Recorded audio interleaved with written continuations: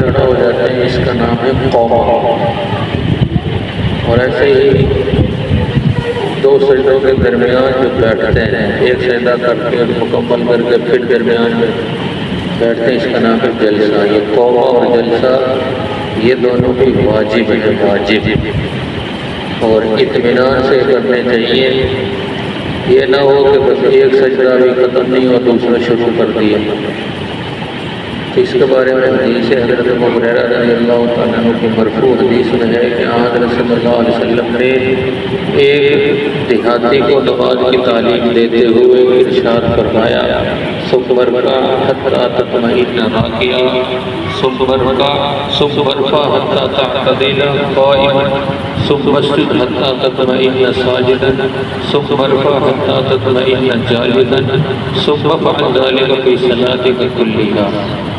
آپ نے ارشاد فرمایا شروع سے نماز سکھلائی اس کو، سکھلاتے سکھلاتے یہاں پہنچے کہ پھر اطمینان سے رکوع کیجیے، پھر سر اٹھائیے یہاں تک کہ سیدھے برابر کھڑے ہو، ایک دفعہ مکمل کھڑا ہو جائے بندہ سیدھا، پھر اطمینان سے سجدہ کیجیے، پھر سر اٹھائیے یہاں تک کہ اطمینان سے بیٹھ جائے، پھر اپنی تمام نماز میں ایسے ہی کیجیے۔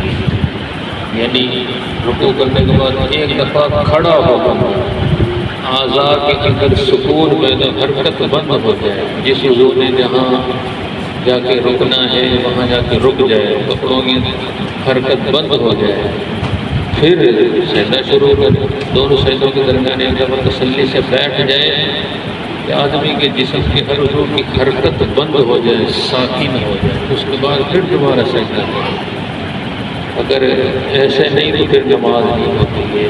قوما اور جلسہ دونوں واجبات میں سے ہیں، اس لیے تسلی سے کرنے چاہیے۔ بعض سجدہ کرتے ہیں، ایک سجدہ کیا ہے پھر مکمل ایسے اٹھے بھی نہیں، بس یہاں تھوڑا سا سر اٹھاتے ہیں پھر سجدہ دوسرا شروع ہو جاتا ہے۔